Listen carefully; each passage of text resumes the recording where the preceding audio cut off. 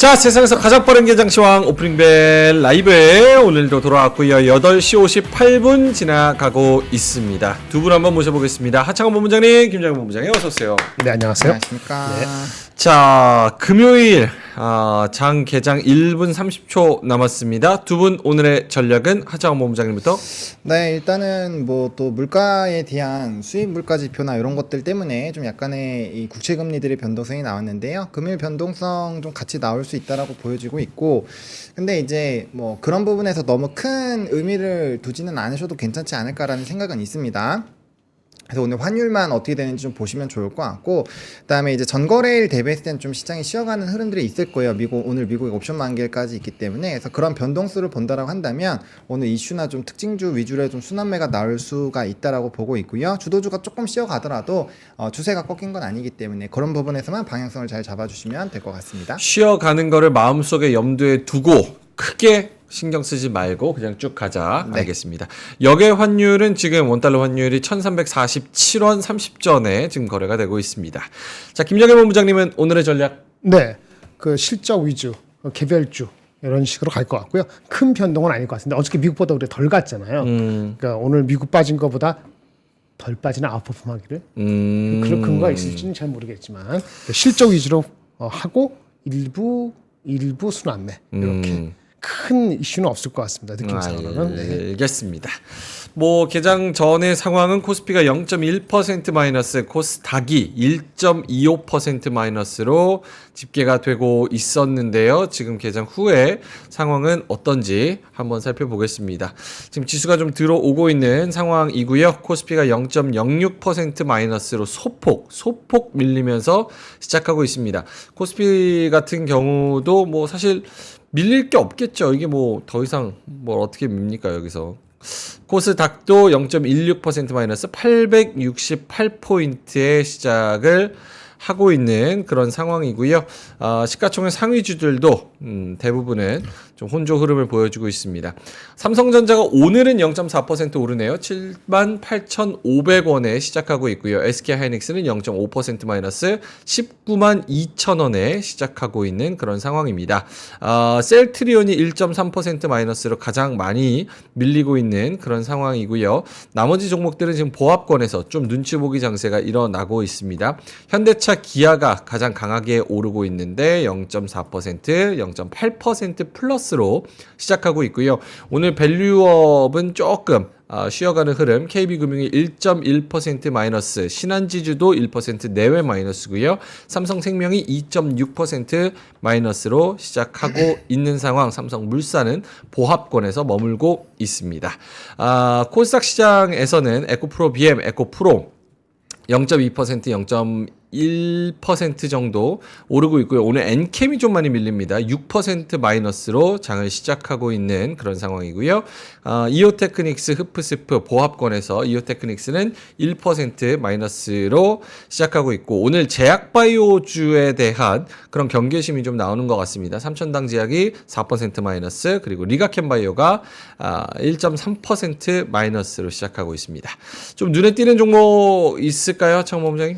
네, HLB, HLB. 그리고 효성중공업 이런 종목인데, HLB는 우리가 전거래일에 방송에서 한번 언급이 나왔을 때 좀 정리했으면 좋겠다라고 맞습니다. 말씀을 드렸었는데, 이게 지금 좀 안 좋은 지라시가 또 돌고 있어요. 이거 허가를 기대를 하고 있었는데 그게 안 됐다라는 게 좀 돌면서 지금 한 400만 주가 깔려 있고, 그거는 이제 얘기를 했습니다.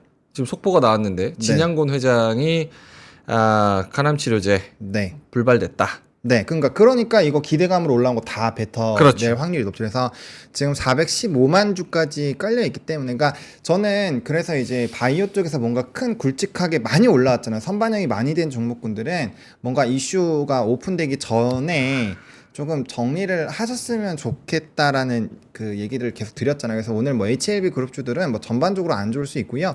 이게 오늘 이제 뭐 알테오제는 사실 좋은 얘기들이 꽤 있었거든요. 이제 뭐 Q&A도 하고 이제 리서치로 좀 나왔을 텐데, 알테오제는 지금 SC 제형으로, 그리고 이제 키트로다 관련된 게 SC 쪽으로 빠지는 거와 ADC 쪽으로 이게 엮이게 되면 이거는 지금 엄청나게 중장기적인 매력도가 터져요.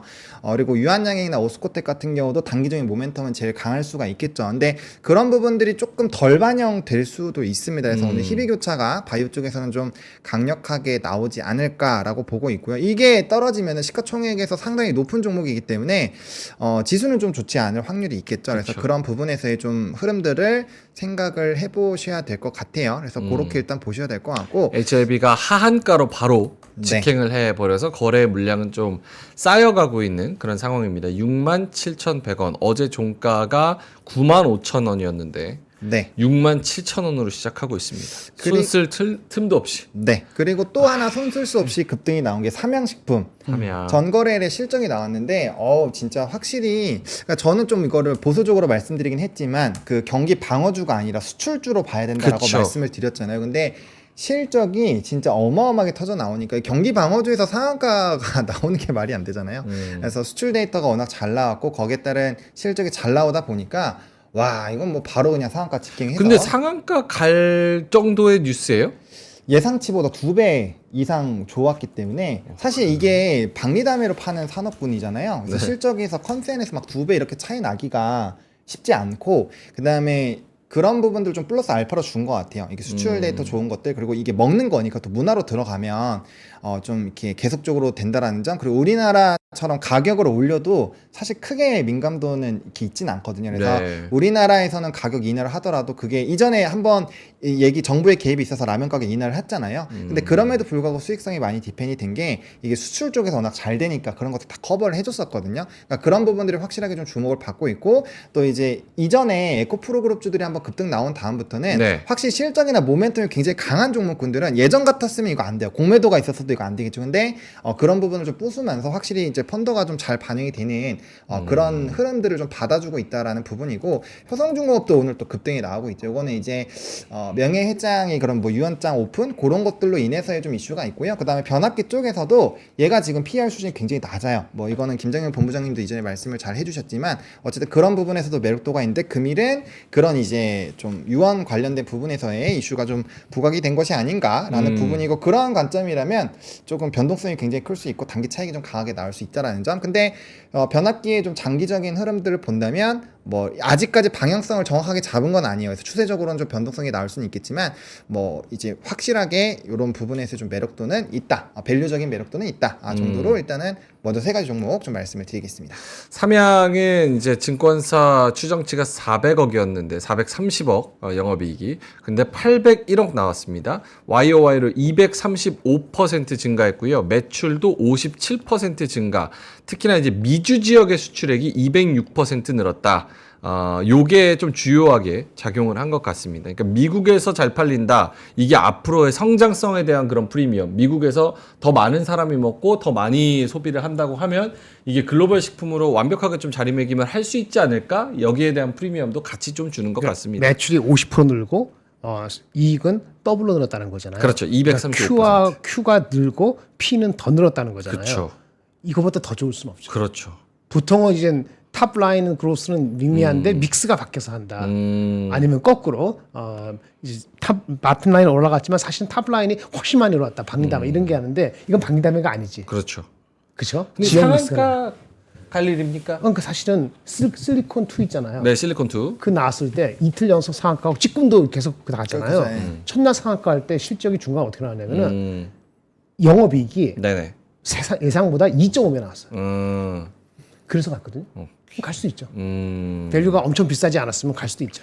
오케이, 알겠습니다. 오늘 출산 장려 정책, 교육 온라인, 수산, 해운 뭐 이런 종목들이 조금 테마별로는 좀 잡히는 것 같아요. 꿈비, 삼성출판사, 아가방 컴퍼니, 제로투세븐 얘네들은 뭡니까? 그거 이제 전거래일의 시간에서도 상한가들을 갔었는데 네. 그 이제 정부 정책에 대한 부분들이 좀 부각이 됐거든요. 그러니까 관련된 정부 정책이 정책들을 있습니까? 또 네. 이제 발표한다라는 얘기들이 나오면서 이게 좀 주가의 상승 흐름들이 시간 내부터 있었습니다. 그게 이제 이어지고 있다라고 보시면 좋을 것 같아요. 그래서 뭐 교육이나 뭐 이제 출판이나 그런 쪽은 정부 정책과 연관이 되어 있다라고 보시면 될 것 같고. 대규모 예산과 정책적 지원을 추진 중이다. 네, 근데 그거는 사실 이게 새로 나온 건 아니고 그렇죠. 이전부터 계속 있었던 게 다시 한번 재부각되는 거기 때문에 단기 급등 이후에 눌림이 나올 확률은 있습니다. 근데 우리나라 출산에 대한 흐름들이 워낙 좋지 않기 때문에 네. 뭐 이런 이벤트는 계속적으로 좀 부각이 되지 않을까라고 보고 있고요. 그다음에 현성중공업 조금 더 그 첨언을 드리면 네, 현성중공업. 효성중공업. 댓글에서도 나왔지만 이제 15분 전에 연합 인포맥스에서도 기사가 나왔네요. 전력기기 건설 분리 추진한다.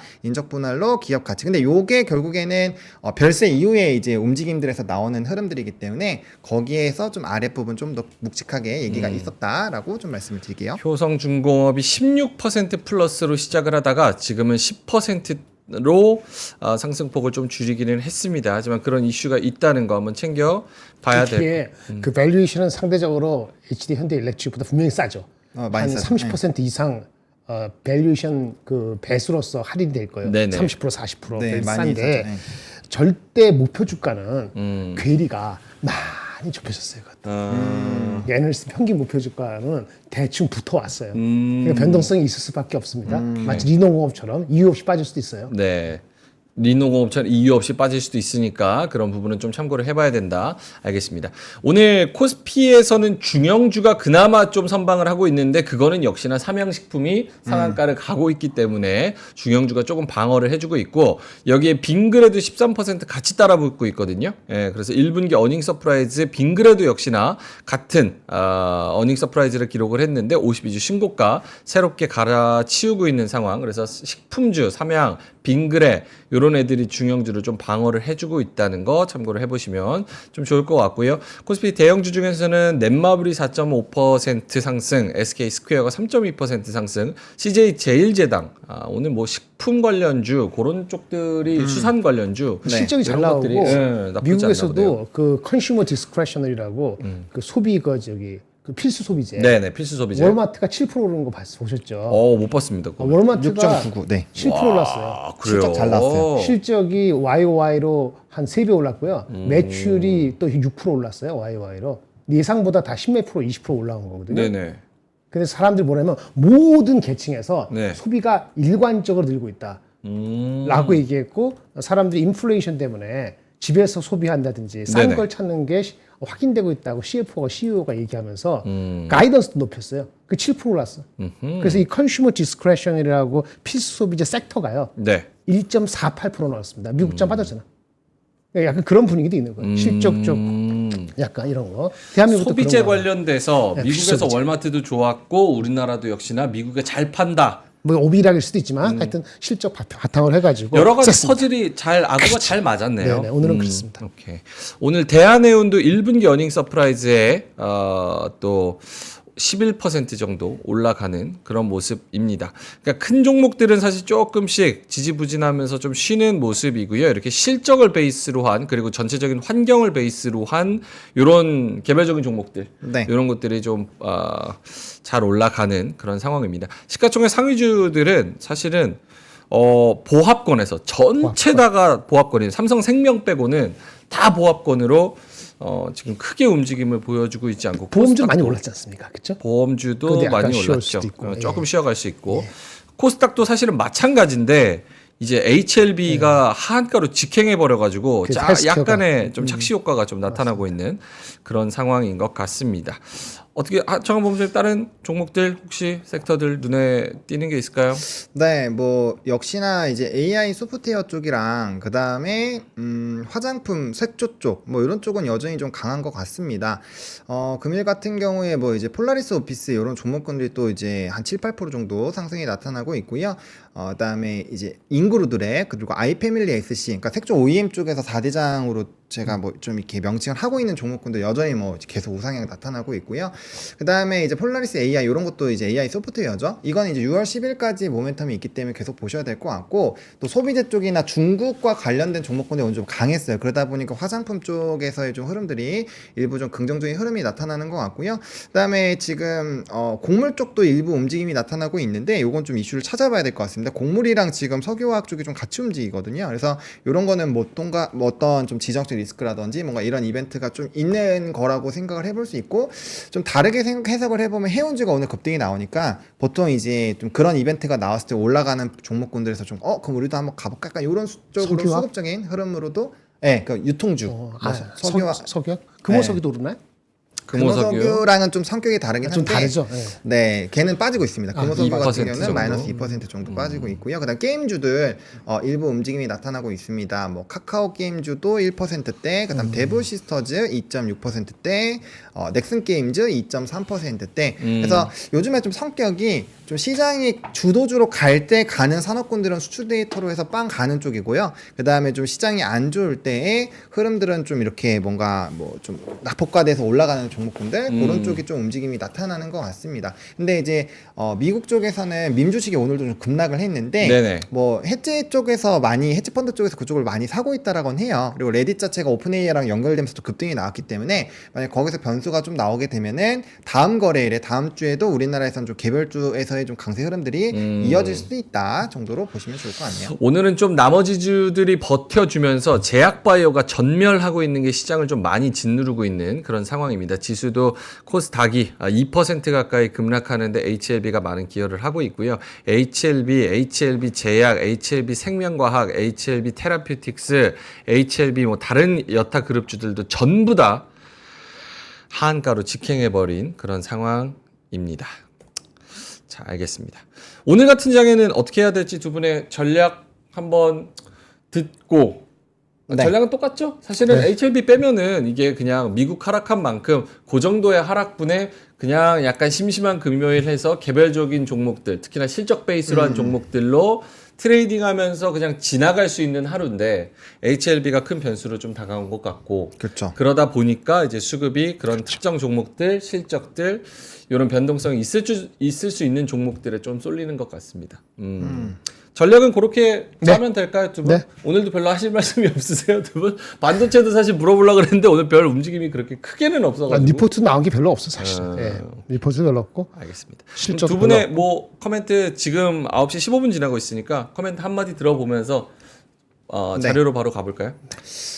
일단은 저는 그런 부분을 조금 생각을 해봐야 될 것 같아요. 그러니까 우리가 이제 지금 현재 시점에서는 9월에 금리 인하에 대한 가능성들이 나올 수 있다라는 전제 하에 시장의 플레이가 진행이 되고 있는 상황인데 거기에서 지금 요번에 수입물가 지표 사실 우리가 데이터들을 많이 지표들을 찾아보지만 수입물가 지표가 많이 올랐다고 물가에 대한 변동성이 크다. 이런 얘기가 나온 그 사례는 그렇게 많지는 않거든요. 그래서 그런 부분에서 우리가 생각을 해본다면은, 확실히 뭐 CPI나 PPI가 요번에 시장 예상치에 좀 부합하는 그리고 조금 더 나은 그런 흐름들이 나왔지만 아직까지는 그 단발성 하나 가지고 뭔가 추세를 바꾸기엔 좀 쉽지 않다라는 부분으로 생각을 하셔야 될 것 같고 그다음에 연준 의장들의 발언들도 좀 비슷한 흐름들이 있었잖아요. 그러니까 지금 시장 자체는 롱으로 가고 싶어서 굉장히 좀 안달나에 있기 때문에 조금이라도 좋은 뉴스 나오면 거기서 와 하고 막 올라가는 그런 분위기라고 생각을 하시면 될 것 같습니다. 근데 단기적으로 그런 분위기에 많이 휩쓸려 버리고 현금을 다 사용을 해버리시면은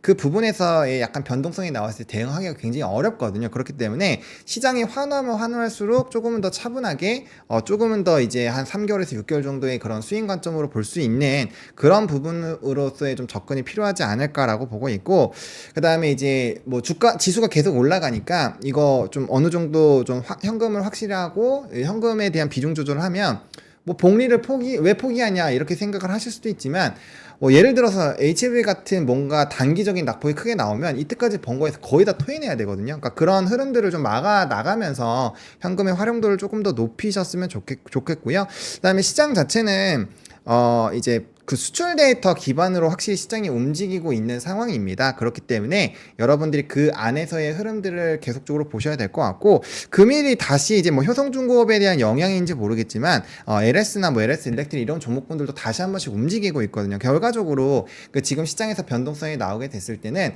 우리가 어느 정도 좀 높게 시장의 흐름이 유지가 되고 있음에도 불구하고 어느 정도는 이제 우리가 자금을 투입을 해도 이거는 좀 눌려도 우리가 살 수 있겠다라고 생각하는 그런 산업군들은 좀 흐름들이 나쁘지 않습니다. 그래서 여러분들이 이제 한두 개의 산업으로 좀 선정을 하셔가지고 공부를 좀 묵직하게 해주셨으면 좋겠고 그 안에서의 흐름들을 좀 같이 따라가시는 부분으로 보시면 좋을 것 같아요. 그래서 이게 뭐 변압기일 수도 있고 아니면 반도체가 될 수도 있고 뭐 아니면 오늘같이 뭐 식품 같은 경우가 될 수도 있겠고 화장품이 될 수도 있고 뭐 미용 의료기기 쪽이 될 수도 있겠죠. 그래서 일단 데이터가 잘 나오고 산업의 성장이 나오는 쪽 안에서 본인이 잘 알거나 이제 관심 있는 쪽에서의 투자 전략을 전략을 세우시는 게 일단 맞을 것 같고요.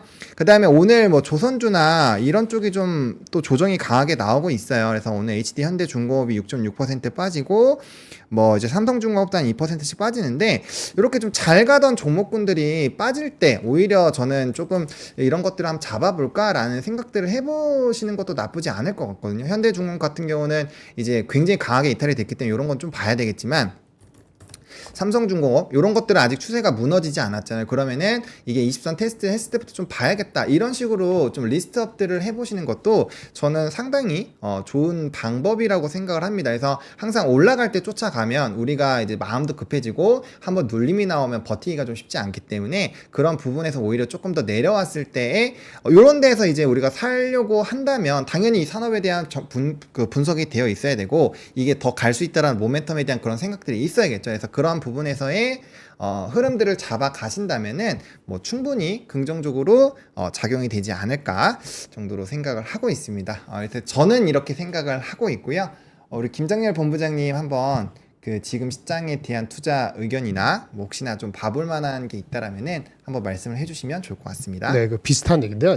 오늘 그 각종 총재들이 얘기했거든요. 네. 레스터, 클리블랜드, 뭐 윌리엄스, 뉴욕, 바킨, 리치몬드 총재들이 뭐 얘기했는데 사실은 새로운 거 아무것도 없어요. 그냥 이젠 그 인플레는 둔화되는데 속도의 이슈니까 지금 너무 빠르게 기대하지 말라 그런 투로 시장을 좀 진정시키는 진정성 발언이라고 생각하는 게 맞고 아까 말씀드린 것처럼 그 수입 물가 지수가 네. 그 4월 달이 그 이제 전월보다 0.9%라는 숫자가 좀 조금 신경이 쓰였었어요. 왜냐하면 네. 원래 예상이 0.3%였고 전월 달이 0.4%니까 꽤 크잖아요. 그렇죠. 많이 차이가 나긴 많이 했죠. 나죠. 그리고 이제 유가 말고도 다른 요소들도 좀 포함돼 있다 해가지고 그때 나올 때 그나마 많이 내려갔던 국채 10년 물자리가 조금 약간 올라갔다가 이렇게 되는데 뭐 그래봤자 4.4니까 큰 이슈는 아니라고 보고요. 이렇게 쉬어갈 때 전략 후광이 될지 안 될지는 모르지만 지금 말씀과 동의하는데 사고 싶었던 주식을 조금 한꺼번에 아니고 이렇게 네. 사시는 게 필요한 어떤 시기일 수도 있다라고 말씀을 드리겠고요. 좀 전에 그 효성중공업은 기사가 나왔네요. 네. 인적 분할 추진. 네, 맞습니다. 예, 인적 분할 추진. 이렇게 되면은 전력기기하고 건설이 얘네가 상당히 부분이 되고 마진도 떨어뜨리고 이거 아니었어요. 이걸 분할하게 돼서 지금 이제는 그 나름대로 평가받기 위한 조치를 지금 주관사 선정에 들어갔다고 하더라고요. 이렇게 되면은 이 회사도 좋고 이게 다른 전력 관련되는 LS 뭐 일렉트릭은 뭐든 간에 좋을 수 있어요. 왜냐면 비교 대상이 효성중공업 하면 좀 애매했단 말입니다. 그렇죠. 효성 건설 때문에 이거 띄어내게 되면 이거에 대한 평가가 되기 때문에 그렇죠. 꼭 좋다고 해야 되나? 하여튼 투명해지는 거니까 오히려 긍정적인 요소가 될 수 있기 때문에 이거는 분명히 오늘 같은 날에 좋은 거라고 말씀드릴 수 있겠고요. 리포트가 나오는 거를 보시고 지금 아까 말씀하신 것처럼 웬만하면 올라가고 싶어하는 관성이 약간 있거든요, 장에서. 네. 내려가는 관성도 있죠. 관성은 내려가는 관성도 있잖아요. 안 좋은 게 찍히면은 얘는 끝이구나. 이런 나쁜 관성도 작용할 수 있기 때문에 철저하긴 하지만 많은 그 기울기를 실적이 좋게 나오고 목표 주가가 의미 있게 상향된 거는 사실은 그 다음날 이격도 때문에 밀릴 수 있거든요. 이격도 벌어지고 다시 내려왔을 때 그때 찬스인 것 같아요. 제가 어제 이스페타 씨 말씀드리고 저번에 실리콘투도 말씀드린 게 리포트 나오고 리포트 올라간 거 목표 주가 올라간 게 이유가 있다. 충분히 되면은 그거는 이격도 좁힐 때 매수 세력이 잠재돼 있다라고 볼 수 있거든요. 그쵸. 오늘도 이스페타시스 어저께 제가 방금 말씀드린 것 같은데 목표 주가가 또 6만 원짜리가 나오고 그러고 있어요. 이 주가도 안 빠진다고. 그래서 그런 측면에서 약간 관성에 의해선 관성 법칙에 따른 차별화되는 주식이 나올 수 있다. 이렇게 좀 보시고 접근하셔야 될 것 같습니다. 두 분 다 너무 좋은 말씀 해주셔가지고 잘 들었습니다. 예. 불닭볶음면 변비 있으신 분들은 불닭볶음면 드시면 좋아요? 사실은 바이오 기업이에요, 삼양이. 예, 그러니까 이렇게 상한가 가죠. 식품 기업이 어떻게 상한가를 갑니까? 바이오 기업이니까 그렇죠. 상한가 가지. 변비 있으신 분들은 불닭볶음면 꼭 드시면 시원하게 하루를 보내실 수 있습니다. 자, 알겠습니다. 두 분의 자료, 그러니까 결국은 두 분은 결론적으로는 이게 좀 이렇게 시장 밀릴 때 같이 밀려버리는 거에서 좀 과하게 얘네는 떨어질 이유가 없는데 하는 애들은 좀 담아보자 라는 쪽으로, 물론 담아보자 할 때 오늘 같은 날 뭐 100% 다 들어가고 이런 거 아닙니다. 그거는 지수가 5% 올라갈 때도 그렇게 하시면 안 돼요. 그렇죠. 네. 추가적으로 또 미국 지나가고 주말 지나간 다음에 월요일 또 어떻게 될지 모르기 때문에 조금씩 또 담았다가 이 정도만 한번 담아보고 또 빠지면 또 담아보고 지금 어쨌든 지수 입장에서는 그 코스피 2746에서는 이게 어쨌든 고점 부담이 있는 레벨이기 때문에 그런 네네. 부분에 있어서는 조금씩 너무 무리하시면 또 이게 화가 될 수 있으니까 조심하시면 좋을 것 같습니다. 자, 그러면은 이제 두 분의 자료 한번 볼 텐데요. 하창훈 본부장님 준비하신 자료 한번 볼까요? 네, 저는 오늘 이제 신문을 좀 봤는데 뭐 크게 특별한 내용은 없어서 이제 인터넷 신문으로 조금 말씀을 드려볼까 해요. 그래서 뭐 중복적인 얘기도 있는데 일단은 이제 이거는 종이 신문에도 있습니다. 워런 버핏이 작년부터 보험사 처부 주식을 몰래 사들였다. 라는 얘기가 나오면서 장중에 이제 미국장에서도 이게 급등이 나왔거든요. 6% 급등이 나오고 아마 연봉 보시면 아시겠지만 정말 아름답게 이제 우상향을 하고 있는 그런 종목입니다.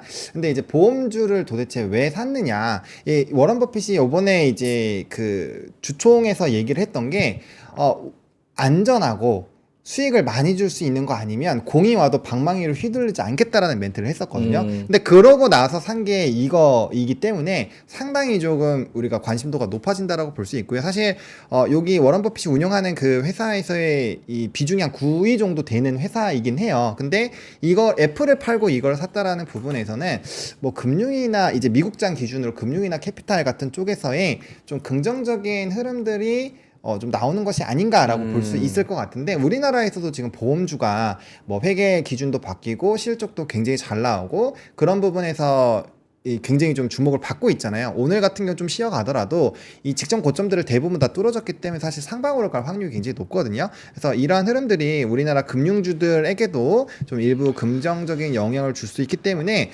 그런 부분 좀 체크를 해보시면 좋을 것 같고 그다음에 저는 명앵커가 어제였죠. 그제였나요? 시장 안 좋을 때 그럼 뭐 이마트라도 사요 이렇게 한번 얘기를 했었거든요. 네네. 근데 이마트가 실적이 굉장히 잘 나왔잖아요. 근데 미국장에서도 앞에서 말씀해주신 것처럼 월마트가 또 실적이 굉장히 잘 나왔잖아요. 그래서 소비와 연관되어 있는 쪽을 보긴 봐야 될 것 같은데 문제는 이마트 같은 경우 트레이더스나 이런 할인율을 엄청나게 하면서 매출이 네. 높아진 거기 때문에 지금 증권가에서는 또 보수적인 접근이 필요하다라는 얘기가 나오고 있거든요. 근데 이제 뭐 이거는 데이터들을 좀 잘 보셔야 될 것 같고 그리고 증권가에서 게임주에서 보수적인 전략을 제시한 다음에 또 좋은 흐름들이 나타났었기 때문에 그렇네. 관련된 부분들을 한번 좀 생각을 해보셔야 될 것 같고요. 그다음에 이건 또 이제 연결이 되어 있는 부분인데 이거는 이제 밸류업에 대한 이슈들이 앞으로 좀 많이 좋아지지 않을까라는 이런 부분에서 중국이 지금 강제성 있게 좀 하잖아요. 그래서 그 안에서의 약간의 좀 논란들이 있으면 분명 이제 금융주나 뭐 저PBR 쪽에서 변수가 나올 거기 때문에 그런 부분을 보셔야 될 것 같고요.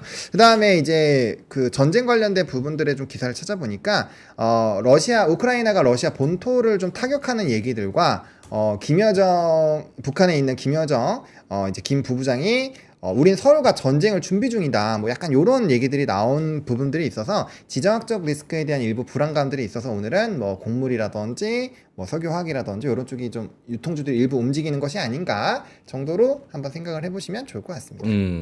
알겠습니다. 전쟁. 한반도. 항상 이슈죠. 이슈인데 또 어떻게 할 수 없는 그런 변수고 우리가 할 수 없는. 오케이, 알겠습니다.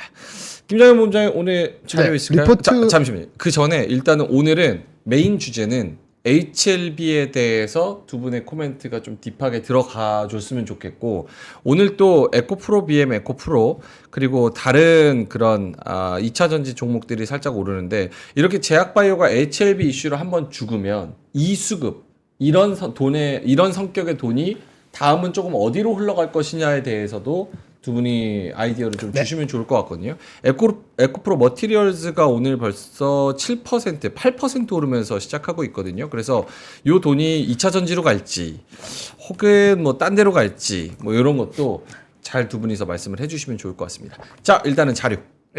자료요? 네. 그 리포트 나온 거가 있는데 그냥 이런 게 있습니다. 어제 리포트였는데 한번 보실만 해서 하나증권에서 CPI 리뷰를 했는데 CPI 뭐 숫자를 얘기하는 게 아니고요. 그 행간의 의미를 자기 나름대로 적은 게 있어요.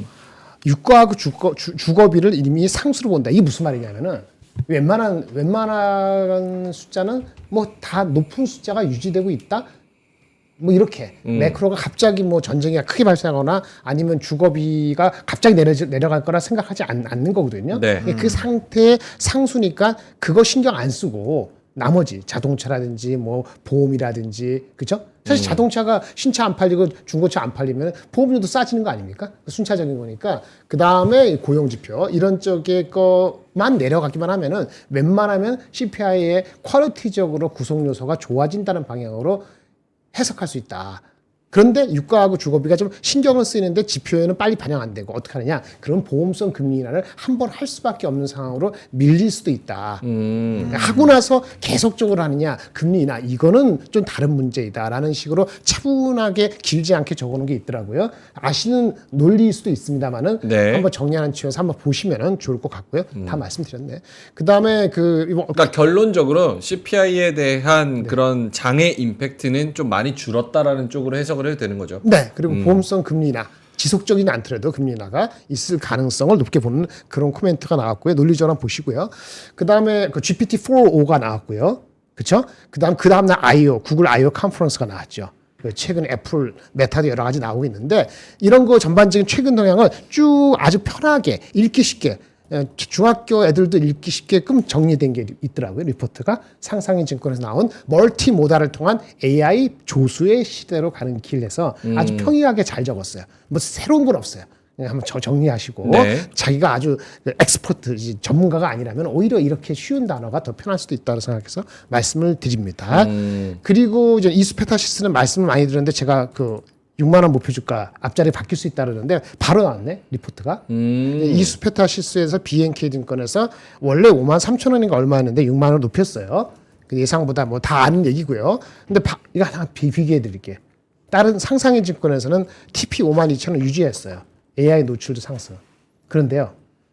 추정 실적은 거의 비슷해요.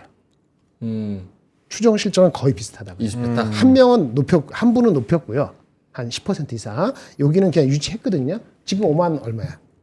지금 주가가? 딱 5만 5만 원인가? 네. 다르죠. 그러면 이거 보면은 이게 이슈는 되는 거고, 그렇죠? 이거 보면은 다른 거잖아요. 그쵸? 여기에 비중이 뭐 자기의 비중의 30% 이렇게 갖고 계신 분한테는 제가 얘기 안 하겠어요. 그 자체가 너무 많기 때문에. 그렇게 말씀 안 드리고 적정한 비중인데 적정하게 많이 먹었다 그러면 이 실현할 수도 있고 좀 더 가져갈 수도 있잖아요. 그럴 때 리포트가 아까 이 추정은 비슷하다 그랬잖아요. 제목 봐도 크게 달라진 거 없을 것 같잖아요. 그러니까 PER을 몇 배 주냐의 차이인 거잖아요. 그렇지. 그러니까 그거 뭐냐? 경험이 많은 사람에 저는 조금 더 기웁니다. 경험이 많은 사람? 그게 위인가요? 그 이제 알아서 보셔야지. 아니 그걸 알려주셔야죠. 저희가 어떻게 합니까? 저 애널리스트 이름도 모르는데. 그렇게 하면은 마치 제가 사람을 함부로 찍는 것처럼. 그렇게 하니까. 근데 일단은 좀 조금 더 덜 신생 증권이 조금 더 그 경험이 많다. 그러면 이 질문을 드릴게요. 이게 좀 그럼 무시한가? 힌트 충분히 주셨네. 추가적인 질문을 안 덜 신생. 해주셔도 될 것 같아요. 이게 추정은 알겠습니다. 비슷해. 그렇게 이수페타 궁금해 하시는 분들 AI 어시스턴트로의 길 AI GPT-4.5 요거 나오면서 요거 5월 16일자 상상인 증권 이거는 네. 우리 딸한테 보여줘도 이해할 수 있을 것 같아.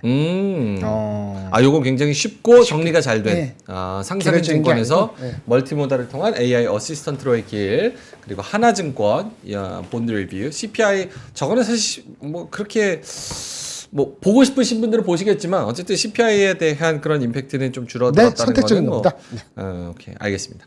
지금 뭐 제가 일부러 제 아이디로 로그인을 해가지고 채팅창에 들어왔는데 HLB에 대해서 그 조금 얘기를 많은 분들이 좀 힘들어하시고 사실은 어제 하창원 본부장님이 FDA 승인이 되건 안 되건 일단은 정리를 좀 했으면 좋겠다라고 얘기한 거는 네. 이 FDA 승인에 대한 기대감이 있으면 원래 이전에 쭉 반영을 하다가 이제 며칠 전부터 슬슬 팔려고 도망가는 사람들이 나오기 시작하고 네. 승인이 됐다고 하더라도 이게 셀온 뉴스에 셀온으로 작용을 해가지고 네. 바로 또 떨어질 수 있는 가능성이 굉장히 있다 보니까 그렇죠. 이런 상황인 건데 오케이 일단은 결론적으로 전략적으로 이분들은 지금 만약에 아무것도 못했다 오늘 하한가를 바로 이렇게 맞아버렸다라고 하는 분들은 어떡합니까? 섣불리 팔라고도 못하는 거 아니에요? 지금 못 팔아요. 팔죠. 지금 어떻게 팔아? 물량 쌓여있죠.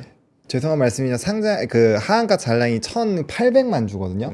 그 최근 거래량이 어제가 좀 많이 터졌을 때가 500만 주 정도 터졌어요. 그러면은 이거 세 개 합하면 이전에 2024년 1월 26일에 요때 거의 20% 다 말아 올린 정도의 물량이거든요. 근데 이게 한 번에 터지면 지금 이거는 좀 그렇죠. 예, 쉽지 않죠. 이거는 몇 번 맞을지를 좀 생각을 해야 될 수도 있을 정도로 만약 이슈가 바뀌지 않는다는 전제 하에는 좀 쉽지 않다라고 보셔야 될 것 같고요.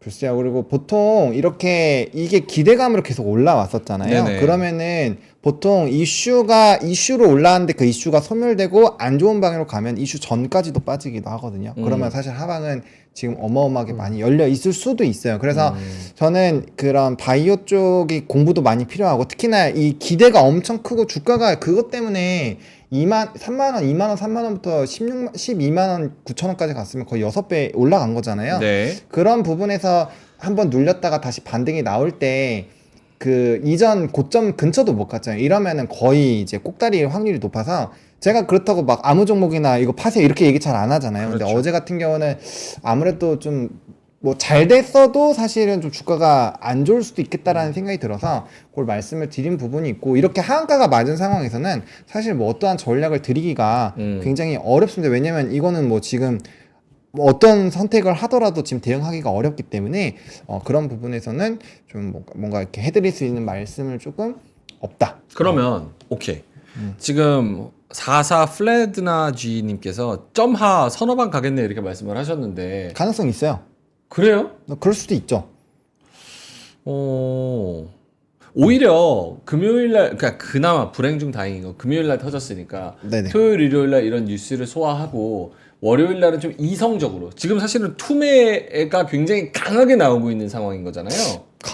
저는 이 이슈가 안 되면 충분히 이렇게 될 수 있다고 그래요? 생각합니다. 왜냐면 그 이슈 하나 보고 올라왔었는데 그 이슈가 무너진 거기 때문에 뭐 HLB가 지금 실적이 막 엄청나게 뭐 정말 이렇게까지 주가가 막 6배, 7배 올라갈 정도로 뭔가 실적이 엄청난 것도 아니고 네. 그런 부분에서 봤을 때 뭐 서너방 무조건 간다는 얘기는 아니에요. 근데 이게 이제 사실 투매 물량이 어느 정도까지 나오는지는 지금 이렇게 하한가 잔량이 많이 있을 땐 예측하기가 어렵다라는 거죠. 그리고 주말이 지나더라도 일단 HLB가 올라왔었던 스토리에서의 그 흐름 자체가 완전 부서진 거기 때문에 이거는 아래에 있는 사람들 같은 경우는 무조건 다 던질 거라고 저는 생각을 하거든요. 그럼 그런 물량들을 받아주기가 쉽지 않다라고 생각을 하고 있어요. 그러니까 오늘 혹시나 그러니까 뭐 무조건 이렇게 한가 간다는 얘기는 아니지만 어쨌든 이러한 큰 변곡점이 생길 것 같아서 제가 전일에 미리 얘기를 했었던 거예요.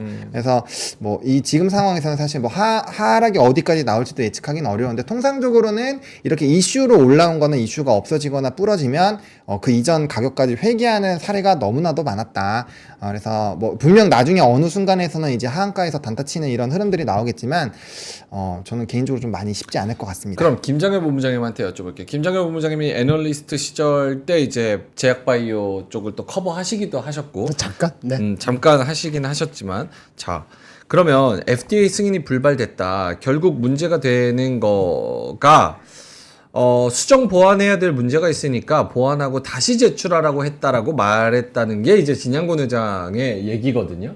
그러면 요거는 그냥 아유 됐다 너네 집에 가라 이거예요? 아니면 진짜 보완해서 다시 수정 제출하면 되는 겁니까? 저는 이 절차를 잘 몰라서 여쭤보는 거예요. 수정 제출하면 되는 게 아니고 수정 제출하죠. 어. 근데 수정 제출한다고 된다는 보장은 또 없는 거죠. 보장은 없는데 그쵸. 그 아예 그냥 철퇴를 맞고 너네 집에 가 이거보단 나은 거예요? 그 절차에 그런 경우는 보통 많지는 않아요.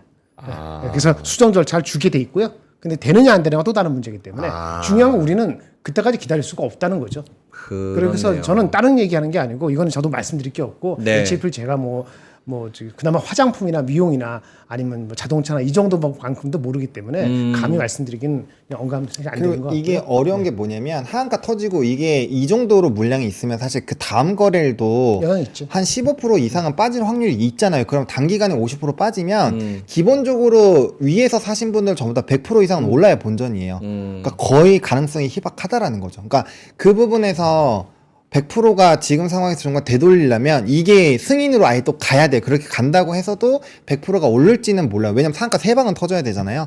그러니까 이렇게 한번 잘 가던 게 이게 상한가 한 방이 되게 작아 보이지만 우리는 복리로 빠지는 거기 때문에 한 방 빠지면 이거 복구하는 게 너무 힘들어요. 이거 하나만 복구하더라도 지금 45%가 올라야 본전이잖아요. 그럼 적어도 상한가가 한 번 더 급등이 나와야 본전이라는 건데 지금 이렇게 물량 많이 심지어 오늘 체결량이 43만 주밖에 안 돼요. 네. 그러니까 이것도 이제 아침에 딱 8시 40분 혹은 8시 반부터 이제 HTS마다 좀 다르지만 막 걸어 놓은 거죠, 이거. 그러신 분들만 일부분 나간 거지. 아무튼 그런 부분에서는 좀 쉽지 않다라고 말씀드리겠습니다. 그러면 지금 사실 HLB에 대해서 지금 센티들이 좀 안 좋. 채팅창을 봐도 너무 안 좋죠. 뭐 예? 너무 안 좋죠. 네, 너무 안 좋다. 그러니까 이 주가가 빠지는 거 외에 시스템적으로 이 회사가 커온 과정과 이 회사가 어떤 일을 하는 거에 대한 그런 센티가 좀 안 좋은 그런 채팅들도 좀 보이거든요. HLB 지금 그룹주가 상장사가 지금 몇 개입니까? 엄청 꽤 많죠. 많잖아요. 네, 많죠. 근데 네. 저렇게 상장을 해도 괜찮은 거예요? 다 예를 들어서 뭐 그래서 법적으로 현행법상 이슈가 되지는 않으니까 했겠죠. 그러니까 건전 자본시장의 건전성의 도덕적인 측면을 얘기를 하는 건데 뭐 예를 들어서 뭐 머크나 바이엘이나 뭐 그런 뭐 4대 5대 그런 미국 대형 제약사가 뭐 하나 잘 된다고 또 그 안에 땡땡땡땡땡땡 뭐 이렇게 해가지고 쭉 상장시키고 이런 거는 잘 없지 않습니까? 여기까지? 잘 모르겠습니다. 아니 성의 없는 게 아니고요. 잘 모르요. 진짜 알죠, 잘 알죠. 몰라요. 네. 행간을 이미 저희는 아니 진짜 잘 모르고 어. 저는 유일하게 옛날에 2차 전지건 아까 다른 데 가느냐 말씀드리려고 그러는데 2차 전지건 이거건 간에 넘버나 모든 게 2차는 다르긴 하지. 이거는 뭐 아니면 도니까 더 리스크가 더 크다고 볼 수 있는 건데 그러니까 심지어 2차 전지도 이제 종목을 약간 바스켓 아니면 여러 가지 몇 가지 같이 가야 된다는 얘기가 바이오는 그런 게 있거든요. 뭐 아니면 이렇게 되는 거잖아요. 네. 그러니까 뭐죠? 한 종목에 아마 지금 걱정이신 분들은 한 종목에 이 종목을 5% 사신 분이 걱정이 안 되진 않지. 5%도 반토막 나면 2.5인데 그게 걱정이 안 되진 않겠습니다만은 대부분이 이게 두 자릿수 이상의 비중을 가지고 가신 분이실 것 같거든요. 그 주가가 올라서는 그랬든 아니면 하다 보니까 그렇게 됐든 간에 그러니까 비중의 이슈가 된다. 바이오는 잘 되면 10% 가지고도 50%될 수도 있지만 안 되면 10%가 제로는 그렇지만 뭐 한 3이 될 수도 있잖아요. 그렇죠. 하한가 맞으면. 그런 케이스들이 꽤 많아. 그렇기 때문에 종목을 만약에 내가 바이오를 20% 저는 한 번도 그렇게 해본 적은 없지만 바이오를 할 때도 뭐 15% 한다 합시다. 그러면 한 4-5 종목은 이렇게 가져가서 해야지 혹시 뭐 잘못되는 게 있더라도 잘 되는 걸로 보완이 되는 거 아니겠나 싶은데 보통은 그렇게 안 하시거나 못 하시더라고요. 근데 그런 게 이런 일이 안 걸리면 좋은데 이런 일이 걸리면은 뭐 단기 대책은 사실상 뭐라고 말하는 거. 오케이, 알겠습니다. 바이오 추가적인 코멘트가 있을까요, 하정우 본부장님? 결국 이걸로 인해서 전반적인 다른 바이오 섹터들도 한번 좀 같이 눌리는 경향이 있을까요? 혹은 얘네는 그랬지만 다른 기업으로 간다 해서 다른 개별적인 바이오 기대감이 있는 기업들로 돈이 쏠릴까요, 오히려? 일단 오늘 알티오젠 같은 경우는 3% 정도 상승이 나오고 있거든요. 오르죠. 그래서 이게 오늘 장중에 좀 같이 끌려 내려갔다가 그러니까 마이너스 3%까지 갔다가 3.7%까지 좀 올랐으니까 장중 변동폭이 6.7%나 나왔어요. 그러니까 뭐 알티오젠 같은 경우는 요번에 이제 리포트나 내용들이 좀 나왔거든요. 근데 좀 상당히 긍정적으로 나왔어요. ADC 쪽에서 SC제형으로 들어가는 부분들 그게 뭐 한 70% 정도 뭐 이렇게 얘기가 나와서 뭐 굉장히 좀 좋은 내용들이 나왔거든요. 근데 아무튼 그 HLB가 어쨌든 간에 이런 사태로 많이 떨어지면은 당연히 다른 바이오 쪽에 대한 센티도 부정적일 수 있죠. 하지만 뭐 또 이제 월말에 이슈가 남아있고 하다 보니까 뭐 단기적으로는 뭐 유한양이나 오스코텍이나 뭐 이런 알테오젠 같은 종목군들이 움직임이 나타날 수는 있지만 저는 개인적으로 그런데 그런 생각은 들어요. 신약이나 정말 그런 걸 보시려면 어쩔 수 없이 그 미국장에 있는 좀 큰 기업들을 하시는 게 맞아요. 왜냐면 우리가 삼성이나 이런 결과치를 봤을 때 거의 19은 좀 안 돼요. 너무 안타깝게도. 그래서 그런 부분에서 좀 이슈가 있고 그거에 따라서 너무 이게 변동폭이 심하니까 좀 현실적으로 보자. 네, 그래서 그런 부분에서는 조금 어느 정도 올랐다 하면은 반드시 좀 익절하시고 비중 조절 꼭 해주시면서 따라가야 되고 저는 그 결과를 좀 안 보셨으면 좋겠어요. 결과를 항상 보려고 하시더라고요. 물론 되면 엄청 올라가긴 하지만 주가는 그 전에 다 가죠. 네, 거의 가기도 하고요. 그게 과거처럼 이렇게 막 신나게 가지도 않아요. 그래서 저는 많이 올랐다 하면은 결과를 안 보고 일단 좀 정리를 하셨으면 저는 정말 너무 좋을 것 같습니다. 오케이. 알겠습니다. 시장 다시 한번 보겠습니다. 9시 43분 지나가고 있고요. 코스피가 0.3% 마이너스 하락폭을 조금 더 넓혔네요. 2743에서 진행이 되고 있습니다. 시가총액 상위주들은 다 보합권에서 좀 움직이고 있는 그런 상황이고요. 코스닥은 역시나 HLB 사태로 인해서 1.4% 밀리고 있습니다. 장중에 아까 1.7%, 1.8%까지 밀리다가 지금은 하락폭을 조금 줄이는 모습이었고요. 말씀드릴게요. 도움이 되실지 모르겠는데 제가 예전에 알테오젠 말씀드렸잖아요. 알테오젠? 저는 그 애널리스트를 개인적으로 믿기 때문에 하는 거지 그 종목을 제가 인사이트에서 하는 건 아니지만은 그래서 그 애널리스트 소개시켜드리고 말씀드렸던 거잖아요. 첫째, 그렇다 하더라도 제가 진짜 투자한더라도 그 종목을 20% 투자 안 합니다.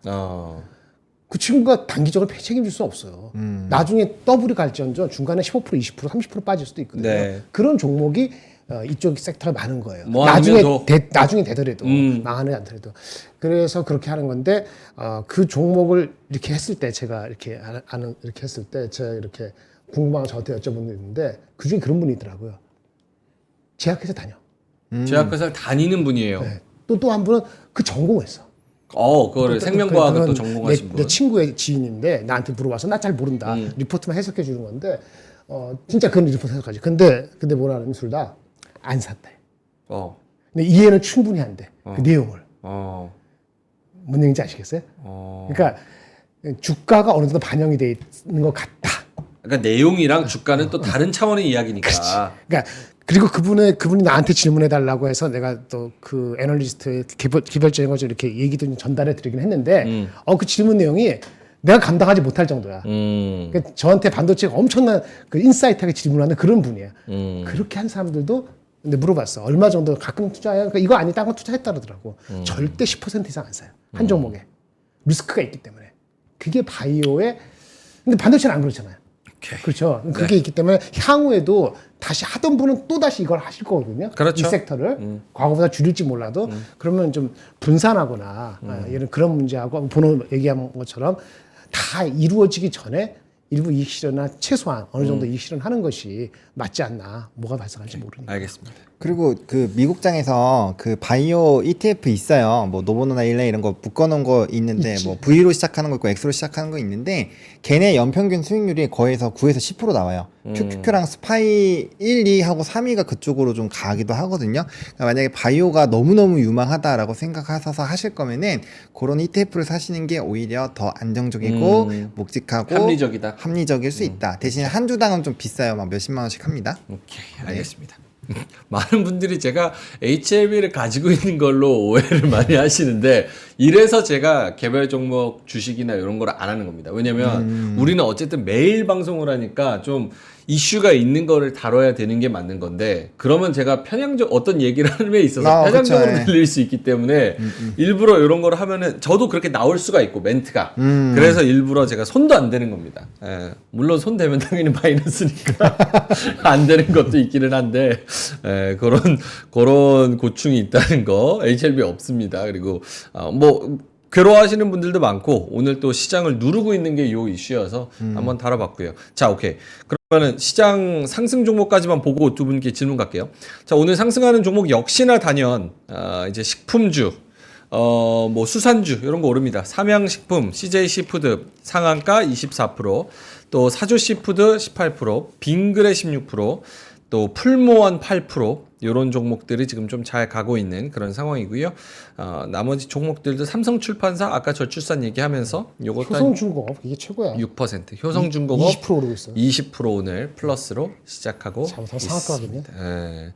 자, 오케이. 그러면 두 분 오늘 같은 장에서 담고 싶은 섹터는 무엇일까요? 라고 질문을 드린다면은 뭐가 될까요?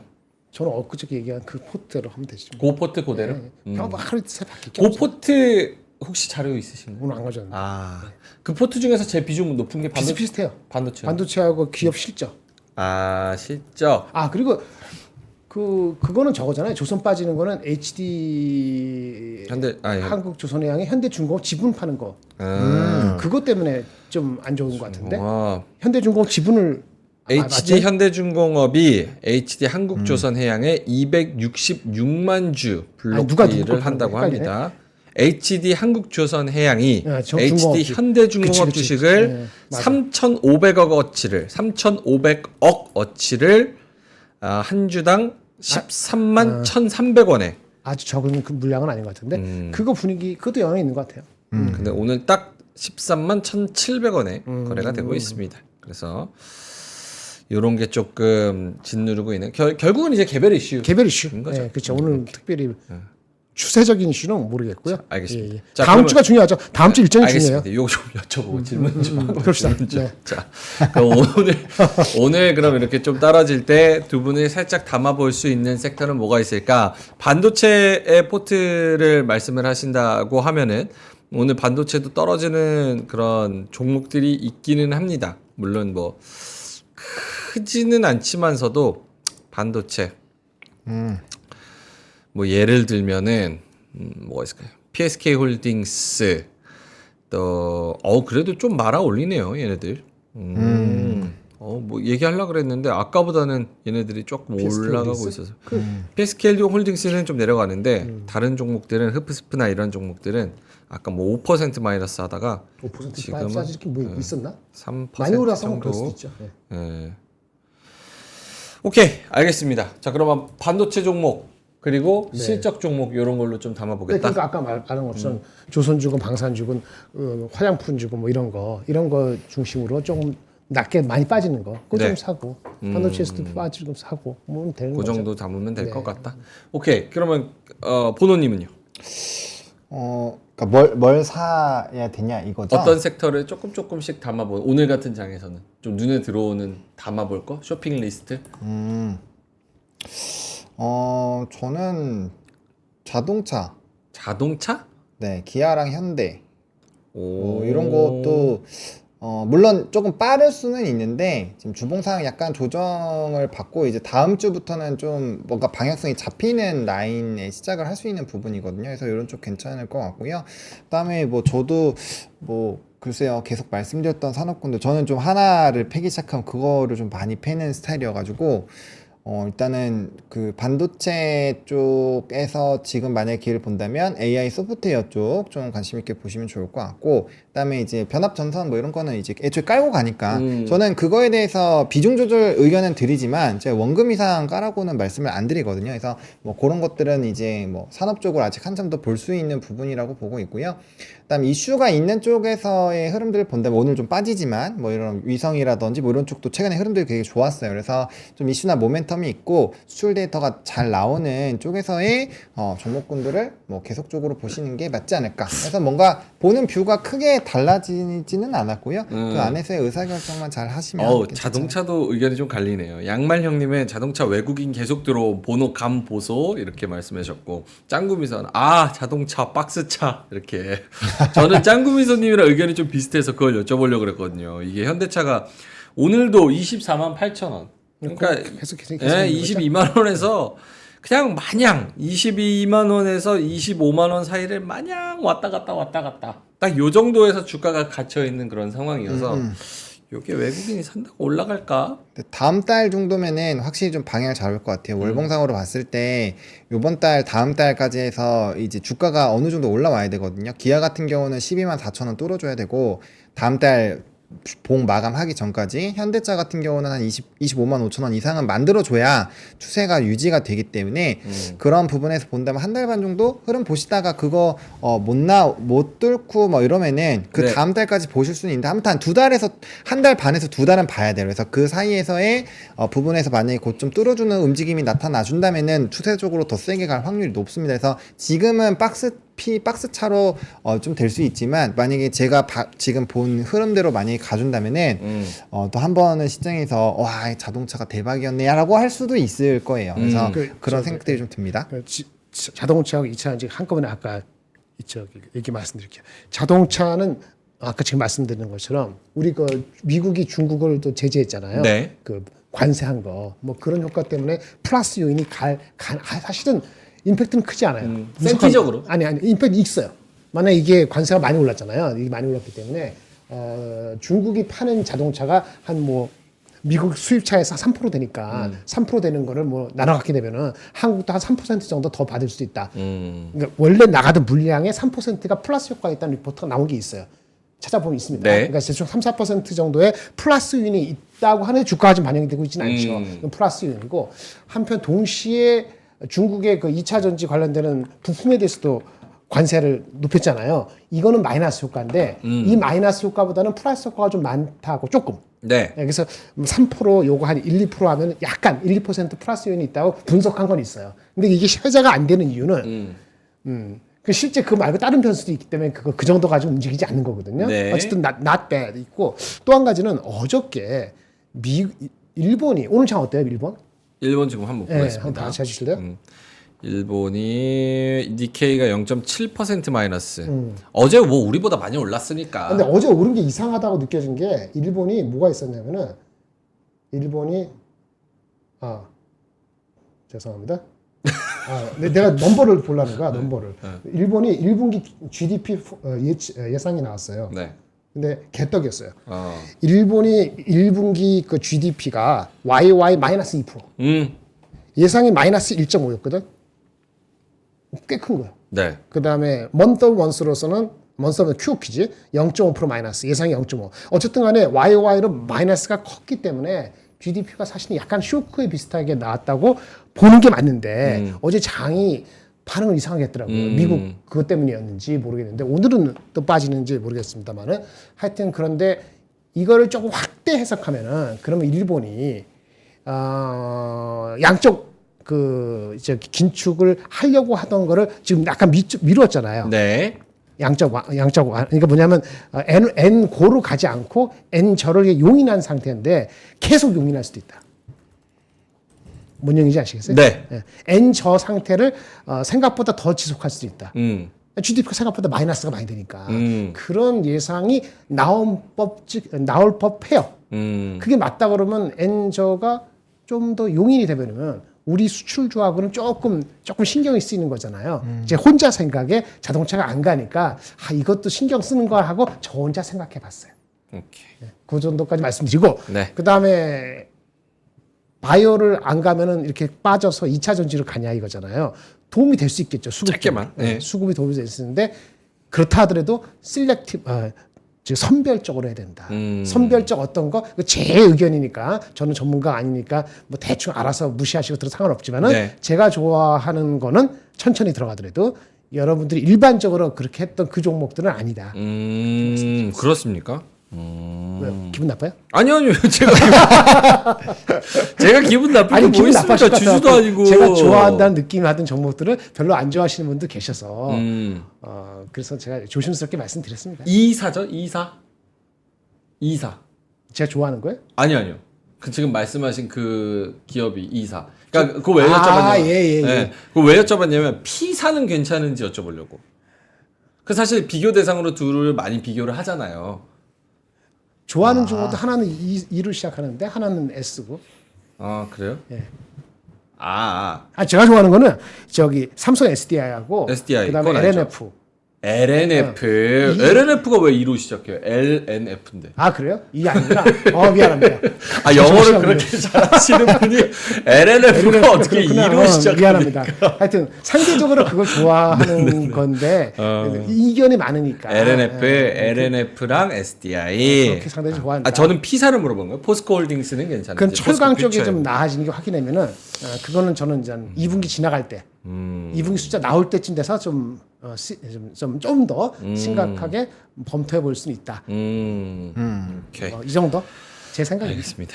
다음 주 일정 소개해 주신다고 네, 해가지고 일정, 보려고 그랬는데 일정 세 개밖에 가야 돼요. 없어. 58분인데. 일정은 다음 주 20일 날 20일. 마이크로소프트의 빌드 개발자 회의라고 있어요. 빌드가 뭐지? 만든다는 거죠. 오픈 AI하고 같이 하잖아요. 그러니까 좀 구체적으로 이번 주에 구글 했으니까 네. 마이크로소프트 뭐 얘기하겠죠. 저 기대되네요. 그다음에 22일 날은 엔비디아의 분기 실적. 분기 실적. 매출이 240억 불 정도 예상하고 영업이익이 얼마인지 모르겠네. 뭐 하여튼 저희가 다음 주에 다룹니다. 2월 4월 분기 2월 4월입니다. 그 다음에 FOMC 회의록도 이날 발표돼요. FOMC 회의록 중요합니다. 그리고 23일이죠. 목요일 맞죠? 우리 금통이 네. 별로 없겠습니다만은 그리고 조금 그렇긴 한데 아스코 초록 공개가 이날 됩니다. 아. 하기 전에 미리 한 주 뒤에 하지만 오케이, 알겠습니다. 엔비디아랑 마이크로소프트, FOMC 요게 좀 메인이 될 것 같아서 다음 주에도 저런 일정을 염두에 두고 아까 AI 소프트웨어 얘기한 거죠? 네, 맞습니다. 뭐좀 우리가 모르는 서프라이즈를 내놓는다고 하면 역시나 또 반영할 것이 이제 반도체랑 소프트웨어 쪽이니까 알겠습니다. 저쪽 그 빅테크들도 머리가 아플 거예요. 저 여러 가지 다른 기업보다 우리가 이거 진짜 놀랍지 않아요? 이거를 내놓기 위해서 어마어마한 그런 노력들을 하고 있을 겁니다. 자, 알겠습니다. 9시 58분 지나가고 있어서 저희가 이만 가야 될 것 같은데 오늘 시장이 조금 여러모로 아쉽게 됐습니다. 여러모로 아쉽게 됐고 HLB 가지고 계신 분들 혹은 같이 밀리는 분들 오늘 중국 관련된 심심찮은 무슨 지표들이 좀 있어요. 중국 관련된 지표 아까 좀 적어놓으신 것 네. 같은데 그거 혹시 장중에 또 영향을 더 10시니까 미칠 수 있을지 10시 때부터 중국 관련 지수도 좀 같이 확인해 보시면서 같이 투자를 하시면 좋겠다 이렇게 말씀을 드리겠고요. 자, 저희는 3시 20분에 다시 뵙겠습니다. 이따가는 뭐 하락폭 더 확대 안 하고 그래도 요 정도로 선방하면서 끝났네요라는 이야기를 할 수 있도록 기분 좋게 좀 뵙도록 하겠고요. 금요일이니까 시장도 우리도 좀 양심적으로 기분 좋게 끝냈으면 좋겠습니다. 뒤에 맛동산 있습니다. 잔금 맞추는 게 걱정이라면 협약은행의 잔금 대출 요걸 이용하시면 딱이라는 필팽님의 컨텐츠가 있으니까 맛동산도 우리 대출이나 이런 것들에 잔금에 대한 고민들 또 많이 하시거든요. 잔금 어떻게 맞춰야 되나 그런 거를 한번 들어보시면 좋을 것 같습니다. 근데 맛동산이 진짜 컨텐츠 잘 짜는 게 네. 부동산 하시는 분들은 딱 궁금해 하시는 부분을 싹 긁어서 잘 컨텐츠로 소화하시는 것 같아서 맛동산도 많이 사랑해 주시면 좋을 것 이름값을 같습니다. 하시네. 네, 맛동산, 맞춤형 부동산. 자, 그러면 저희는 이만 여기서 물러가도록 하고요. 여러분 점심 맛있게 드시고 화이팅 하시고 힘내시고 주식이 전부가 아닙니다. 주식은 삶의 정말 몇 %도 안 되는 일부일 뿐입니다. 화이팅 하시고 3시 20분에 웃는 얼굴로 클로징벨에서 유쾌하게 찾아뵙도록 하겠습니다. 오늘 함께 해주셔서 고맙습니다. 감사합니다. 박근영, 이선영, 사경인, 염승환 투자 마스터들의 세심한 케어로 건강한 투자 습관을 만드세요. 3프로 멤버십 3프로 앱에서 확인하세요.